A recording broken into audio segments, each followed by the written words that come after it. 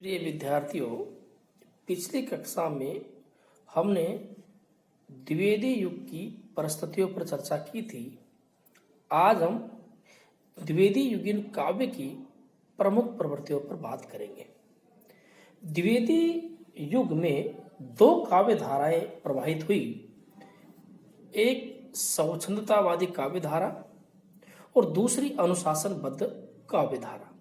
स्वच्छंदतावादी काव्य धारा में श्रीधर पाठक, राम नरेश त्रिपाठी तथा मुकुटधर पांडे जैसे कवि महत्वपूर्ण हैं, तो दूसरी अनुशासनबद्ध धारा के प्रतिनिधि स्वयं पंडित महावीर प्रसाद द्विवेदी जी हैं। इस अनुशासनबद्ध काव्य धारा में नए प्रतिमान स्थापित करने की बात की गई है। जो ये नए प्रतिमान हैं, ये समाज के नए प्रतिमान हैं, क्योंकि द्विवेदी युग विवेकशील चिंतन का युग है। अपनी संस्कृति को परखने की कोशिश की गई है। नए के प्रति जोश और अंधापन नहीं है। यह विवेक के साथ तय करता है कि आधुनिक समय में क्या प्रासंगिक है। यह युग संस्कृति में समयानुसार बदलाव को स्वीकार करता है। प्राचीन बातें ही भली हैं, यह विचार अलीक है, जैसी अवस्था हो जहां वैसी व्यवस्था ठीक है। इस तरह ये कवि मानते थे। दूसरी प्रमुख प्रवृत्ति है कि इस युग में पहली बार साहित्य के उद्देश्य पर बल दिया गया। कविता के स्तर पर पहली बार यह तय हुआ कि कविता का उद्देश्य मनोरंजन मात्र नहीं है।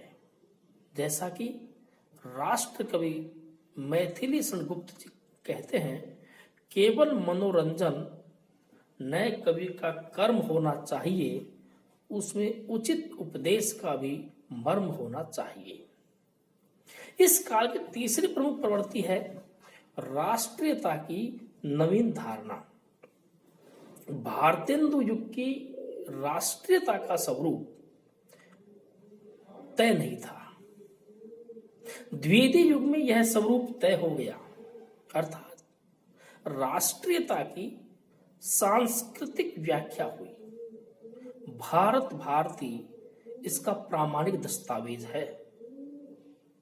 नाथूराम शर्मा शंकर लिखते हैं, देशभक्त वीरों, मरने से नेक नहीं डरना होगा, प्राणों का बलिदान देश की वेदी पर करना होगा। चौथी प्रमुख विशेषता है विषय वैविध्य। द्विवेदी युग में विषयों का अत्यधिक विस्तार हुआ।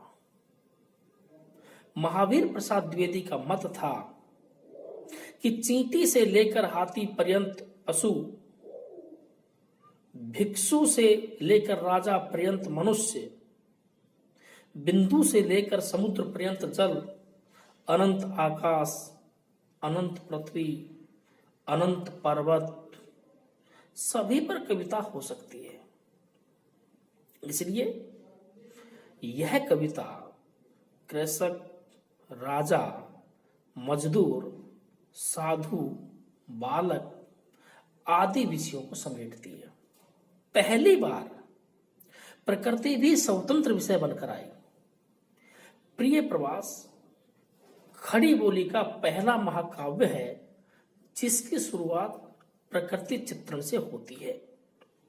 दिवस का अवसान समीप था, गगन था कुछ लोहित हो चला, तरु शिखा पर थी अब राजती, कमलिनी कुल वल्लभ की प्रभा। आधुनिकता बोध। द्विवेदी युग में पहली बार ईश्वर को मानव के रूप में प्रतिष्ठित किया गया।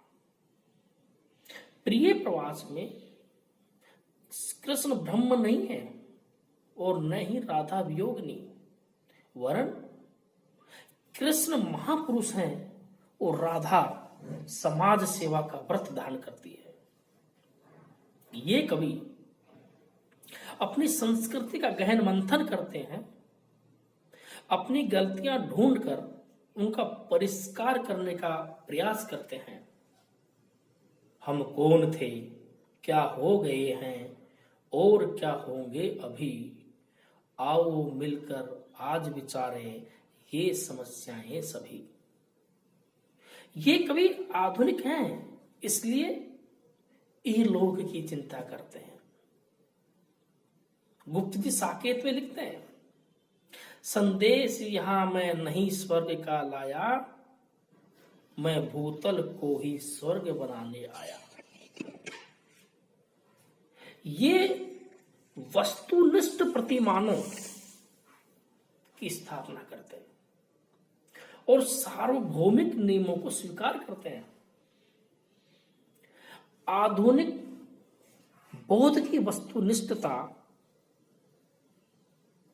गुप्त जी के जयद्रथ में देखी जा सकती है। अधिकार खोकर बैठ रहना यह महादुष्कर्म है, न्यायार्थ अपने बंधु को भी दंड देना धर्म है। ये आधुनिक नव जागरण से प्रेरित कवि हैं, इसलिए नारी के प्रति प्रगतिशील दृष्टि रखते हैं। ये नारी की स्थिति पर द्रवित भी होते हैं। अबला जीवन हाय तुम्हारी यही कहानी, आंचल में है दूध आंखों में पानी। साथ ही ये कवि नारी के प्रति सम्मान का भाव भी प्रकट करते हैं। नर जाति की जननी तथा सुख शांति की स्रोत सुनी, हा दैव नारी जाति की कैसी यहां है दुर्गति। इतिहास ने जिन नारी पात्रों के त्याग को उपेक्षित कर दिया था, द्विवेदी युग के कवियों ने उन्हें अपने काव्यों में नायिका का स्थान देकर अंधेरे से बाहर निकाला। महात्मा बुद्ध की पत्नी यशोधरा से कवि कहलाता है,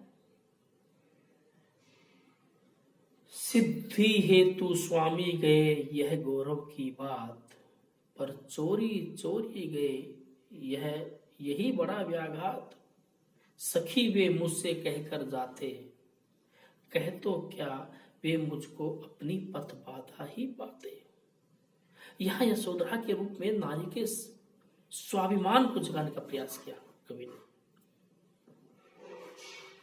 इसी प्रकार से द्विवेदी युग में शिल्पगत यदि प्रवृत्तियों को देखा जाए तो हम पाएंगे कि इस युग में भाषा का द्वैत समाप्त हो जाता है, क्योंकि द्विवेदी युग में गद्य व पद्य दोनों की भाषा खड़ी बोली हो गई है।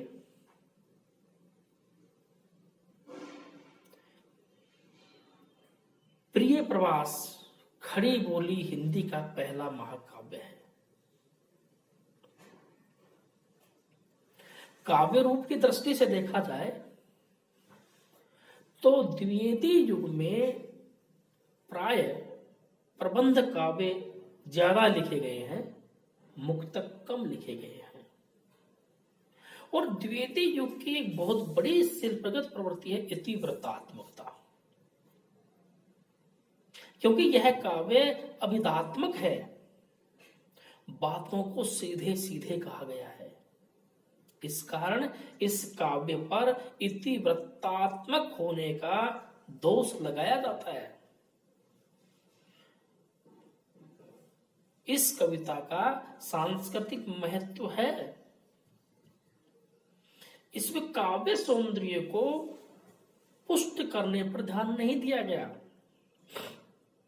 भारतेंदु युग में आधुनिकता के जिस चिंतन का आरंभ हुआ था, उसे कुल मिलाकर द्विवेदी युग में तार्किकता व गंभीरता मिलती है। इस प्रकार निसंदेह द्विवेदी युगीन काव्य